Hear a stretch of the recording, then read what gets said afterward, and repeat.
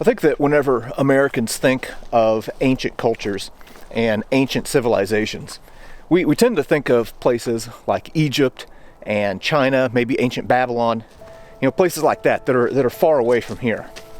Rarely do we pause to consider that here on the North American continent, there were several ancient civilizations that lived here for thousands of years before the settlement of the Europeans and later the Americans. And another misconception that Americans have is that the Native Americans that lived here are a monolith, that they were basically all the same. Well, there were several different tribes. They all had different traditions and different ways of living, and they all fought with each other over land and resources.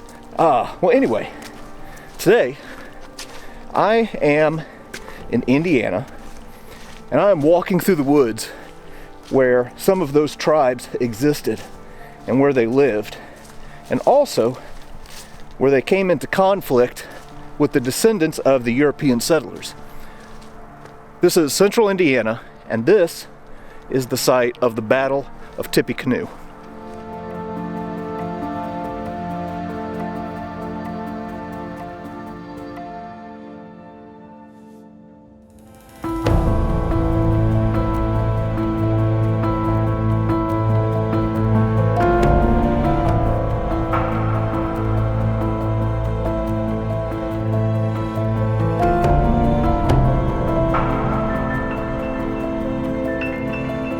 Now, as I mentioned, Native Americans on the North American continent were not a monolith.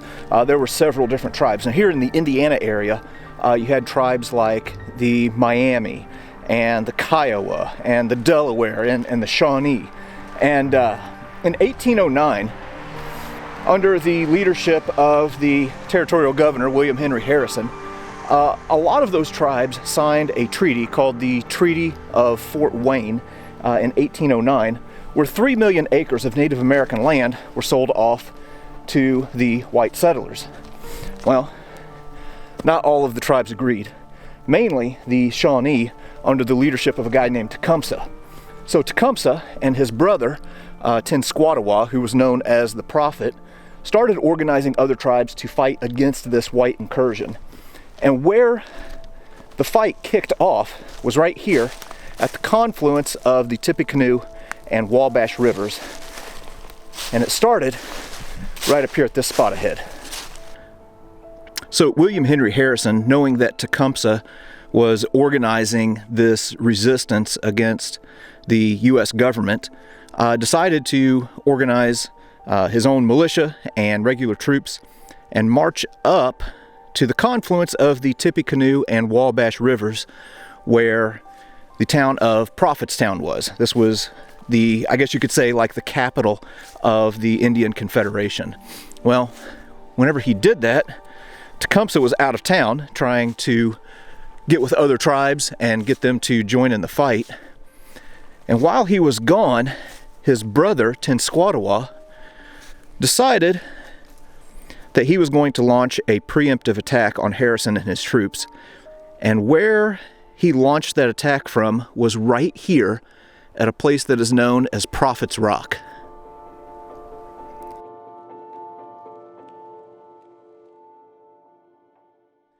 Well, I don't know if I can come all the way to Indiana to the Tippecanoe battle site and not actually go up on Prophet's Rock, where Tenskwatawa, the prophet himself, stood and basically rallied his men to go and fight against Harrison and his troops. Now, up here on this very rock, this is where Tenskwatawa, the prophet, stood and started reciting, all of these chants and essentially giving a speech before the battle, telling his troops that these chants would protect them from American bullets, that they would be able to fight against Harrison's men and not have any harm done to them. So you can imagine the prophet standing right here and then looking down from this spot on several hundred of these Native American warriors before they headed out across the valley to where Harrison and his men had formed a perimeter just in case there was a surprise attack by the prophet and his warriors.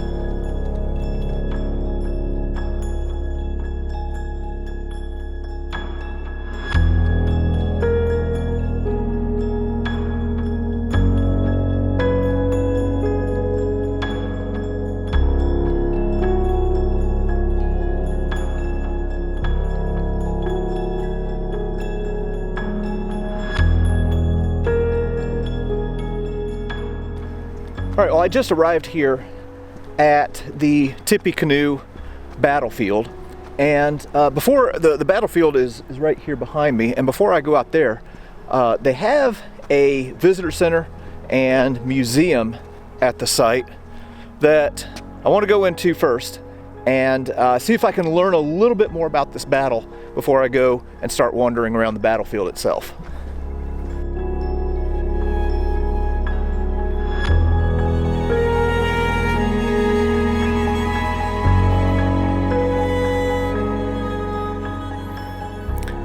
All right, so we're just walking into the museum here at the Tippecanoe Battlefield. Now, right after the battle, this almost immediately became a tourist site, so you can imagine over the course of the past couple hundred years, you know, it's really been picked over. So there's not really any artifacts from the battlefield itself, but they do have a lot of interesting artifacts from that period here, including a lot of these like arrowheads and pottery shards. I'm always fascinated looking at the weaponry that these people used. Oh, here's something interesting that I've never seen before. So the Native Americans in this area would take brass kettles and other European goods and hammer them out and adorn them on their clothing to make these things called tinkle cones. And if you take this and shake it, you can kind of see how anytime there was movement or wind rustling, it would make that almost a rain-like sound. Yeah, that's pretty interesting. And of course, we never pass up an opportunity to take a look at a gun. This is an English chief's presentation grade musket that would have been made around like 1808 to 1810. And after the Battle of Tippecanoe, the presence of these muskets by the Native Americans was proof to some U.S. congressmen that the Native Americans were being helped out by the British. Now, we've already talked about Tinsquatawa a little bit. Here is a painting showing what he might have looked like. And he got the name the Prophet for his ability to see into the future, and really became a prominent religious leader amongst some of these northwestern tribes. And then here is a painting of his brother Tecumseh, who was also known as Shooting Star or Crouching Panther. He was born probably around 1768, and was best known for his efforts to form this confederacy of all of these different tribes of Native Americans to fight against the encroachment of the white settlers. I like that they have this here. This is a map that shows the different areas where land was ceded to the American settlers through different treaties. Now, I mentioned that the treaty that was at question for the Battle of Tippecanoe was the Treaty of Fort Wayne, and this area right through here would have been about 3 million acres that would have been signed over to the American settlers, and we are right, can't find my finger, right there.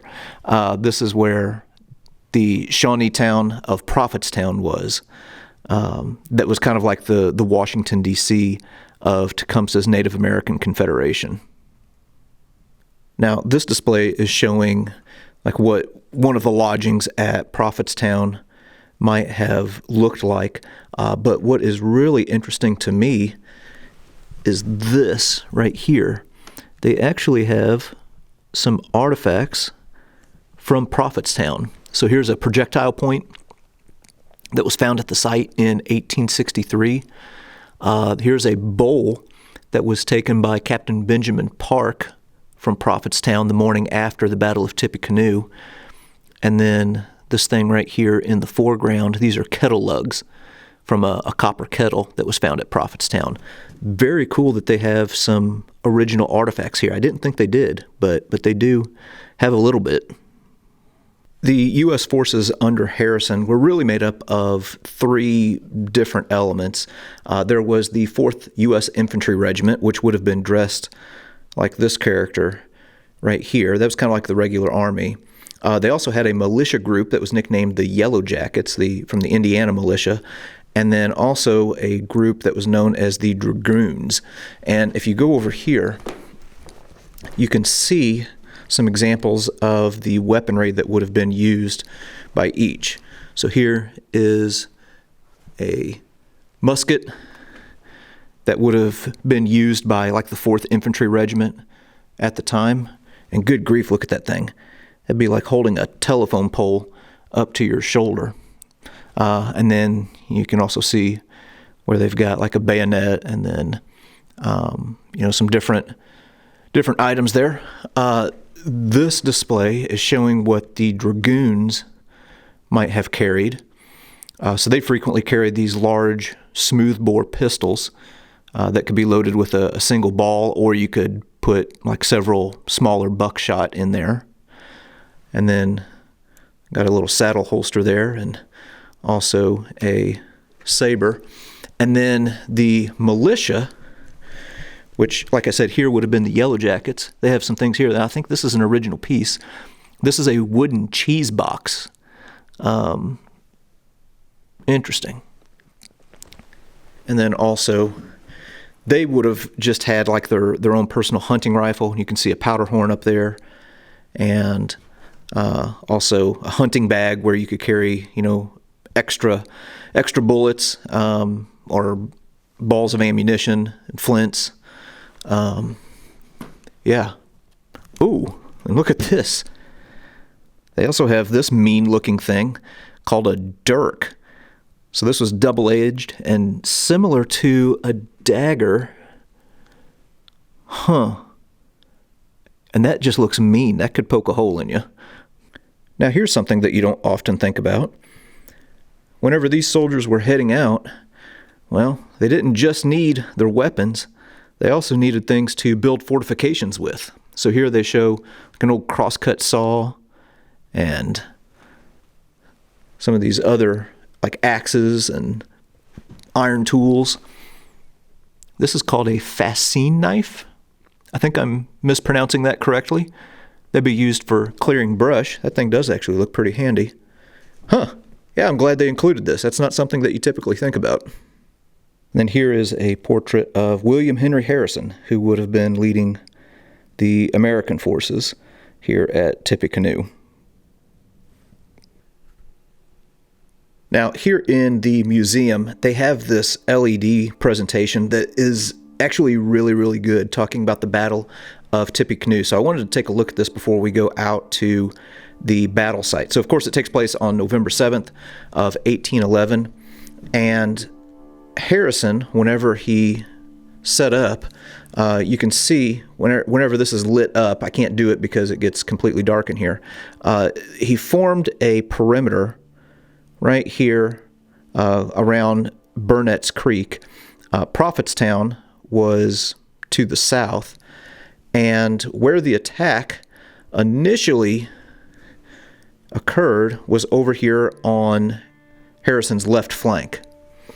And then the Native American Confederation, under the leadership of the Prophet, also hit here to the south on his right flank, and they just nearly saw the line collapse.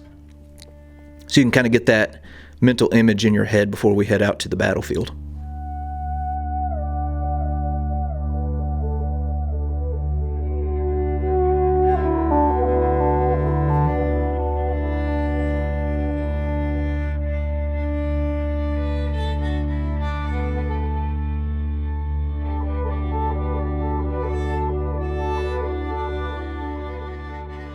All right, well, that was actually quite helpful. So now we're heading back out, and we're going to go to the actual battlefield where on November 7th of 1811 the Battle of Tippecanoe took place between William Henry Harrison and his men and Tenskwatawa and the Native American alliance that came to fight against him.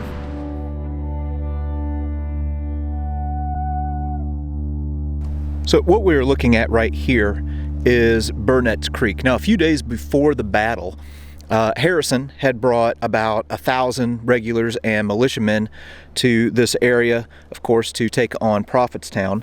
Tecumseh was away trying to recruit more tribes, and Harrison and Tenskwatawa had agreed to a temporary ceasefire.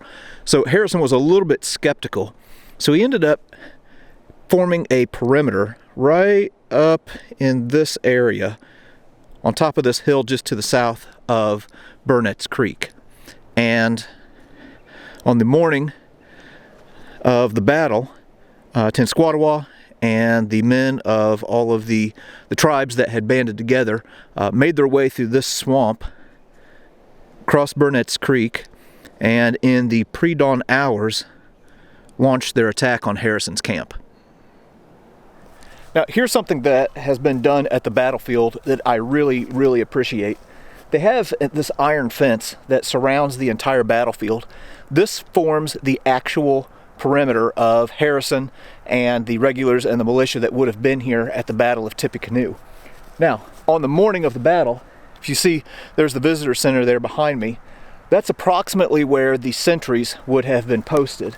And right out here, kind of on the northeast corner, in the pre-dawn hours, there was a soldier that heard some rustling in the brush. He fired a shot, and that is what kicks off the battle. From where I am right now, this is the northwestern corner of the battlefield, and really this is where the first main thrust from the Prophet's men came from. And as you walk the battlefield, again, this is not like a full-on documentary, I'm just kind of showing what's here. If you look at different spots in the battlefield, they have these markers that show the exact spots where some of the officers fell on the morning of November 7th. So here is one for one Colonel Abram Owen. And then if we walk over here, Captain William C.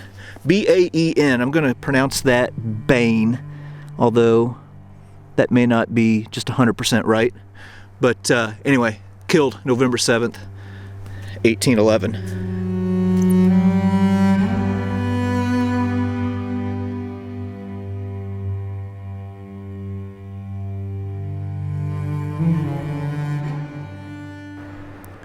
The area that I'm looking at right now is towards the northern end of the perimeter, and I've made my way to the south where the Indiana militia known as the Yellow Jackets were staged up, and this was the site of some exceptionally fierce fighting, as you can see from some of these stone monuments.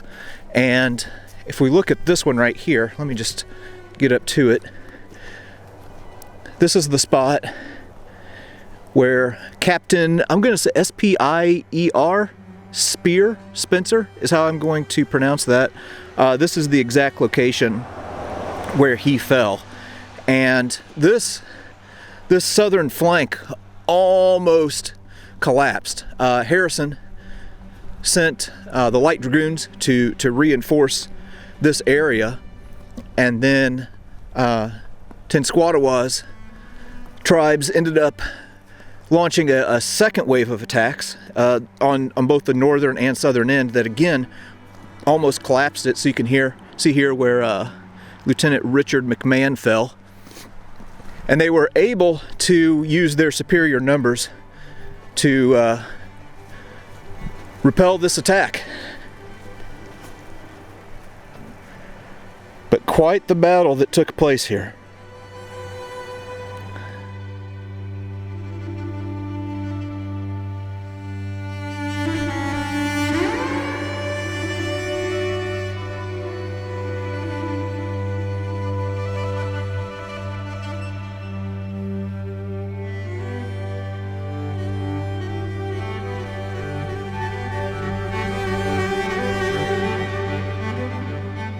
We are back on the northern end of the battlefield, and what we're looking at is a monument that was put up in 1908 in memory of those who lost their lives at the Battle of Tippecanoe. So right here you can see a panel that lists the names of the officers who were killed in action, and then over here are the names of the privates who were killed in action. Now, Tippecanoe is important in a larger context for a couple of different reasons. One, it served as kind of a precursor to the War of 1812, because Tecumseh ended up going to the British and aligning himself with them. And it also served as a foundation for the political career of William Henry Harrison. As a matter of fact, in his campaign, his slogan, they called him Old Tippecanoe, so his slogan was Tippecanoe and Tyler too. And he ended up becoming the president with the shortest run of any president that we've had. So here, this says General William Henry Harrison, erected jointly by the nation and the state in memory of the heroes who lost their lives in the Battle of Tippecanoe, November 11th, 1811.